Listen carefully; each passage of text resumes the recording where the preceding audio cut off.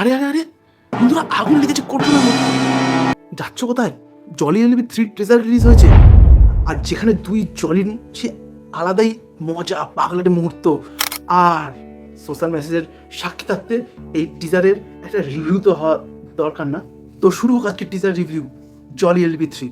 আমি শুভঙ্কর, তোমরা দেখছো সিনেমুন্ডা চ্যানেল। তো সিনেমুন্ডা যেখানে, রিভিউ সেখানে।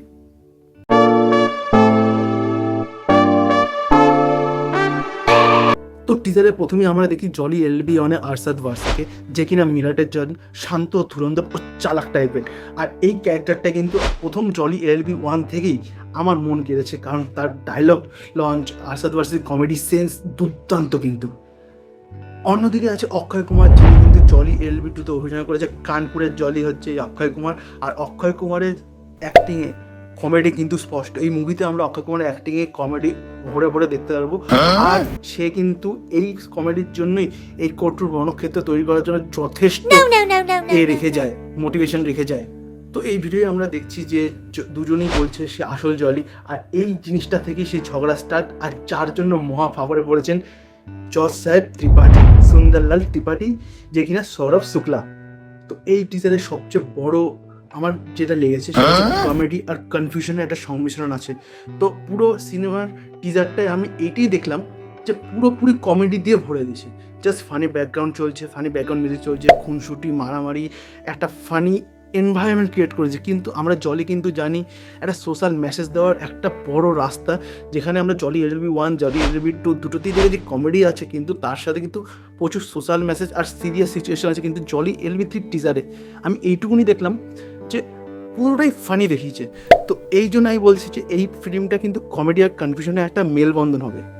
দুই জলির একে অপরকে কটাক্ষ, জসার সুন্দরলাল ত্রিপাঠীর মাথা গরম হয়ে যায়, তার মুখাভিনয়, তার এক্সপ্রেশন যেটা আছে সেটা কিন্তু একে অপরকে টোটালি কমপ্লিমেন্ট করছে।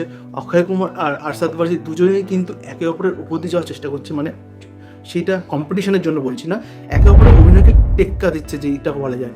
কারণ দুজনেই কিন্তু কমেডি সেন্স আর সুন্দরলাল ত্রিপাঠীর যে কমেডি সেন্সকে সাপোর্ট করা, দুটোই কিন্তু এই দুটো জিনিসই কিন্তু দুর্দান্ত একে অপরের সাথে যেন লেগে আছে। আর যেটা কিন্তু এই বইয়ের টিজারটাকে আরও বেশি ফানি বানিয়েছে। আর মুখের অভিনয় যাদের আছে, যারা বোঝে, তারা কিন্তু বুঝতে পারবে যে সুন্দরলাল ত্রিপাঠীর যে মুখের অভিনয়টা সেটা হচ্ছে দুর্দান্ত লেভেলের।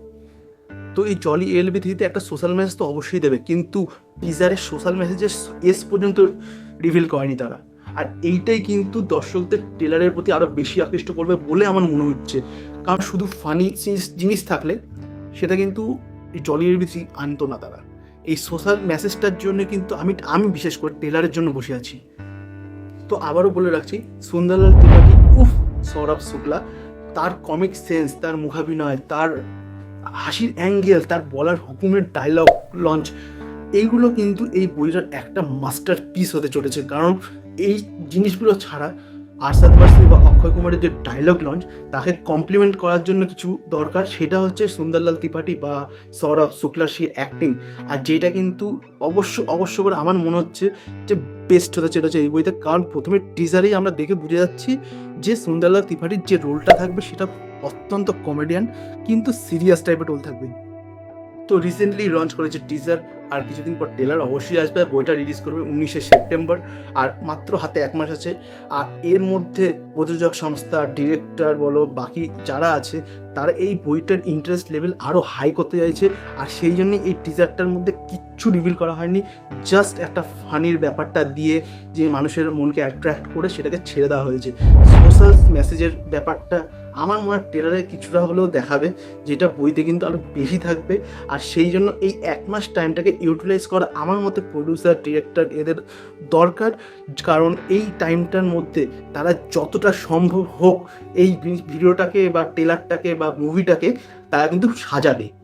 আমরা কিন্তু অনেক দিন ধরেই শুনছি জলি এলবি 3 আসবে, এলবি 3 আসবে, এলবি 3 আসবে, কিন্তু এতদিন পর টিজারটা রিলিজ করেছে। 19শে সেপ্টেম্বর বইটা রিলিজিং ডেট দেওয়া হয়েছে। আর যেই রিলিজিং ডেটটা কিন্তু প্রপার জাস্টিফাই করছে, কারণ সামনে থাকবে পুজো। আর এই পুজোর সময় এই বইটার দেখার একটা হিড়িক থাকবেই।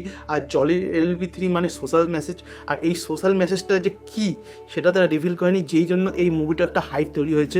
আর এই হাইপটা কন্টিনিউ রাখার জন্য খুব তাড়াতাড়ি ট্রেলার, মিউজিক এগুলো সব লঞ্চ করা উচিত আমার মনে হয়।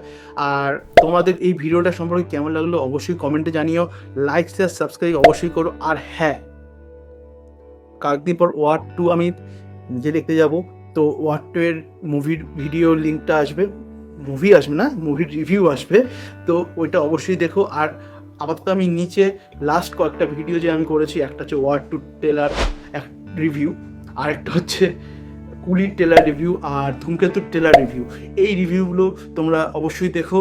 আর নেক্সট কী ভিডিও নিয়ে আমি, কোন মুভির ভিডিও নিয়ে আমি রিভিউ করতে পারি সেটা অবশ্যই আমাকে জানিও।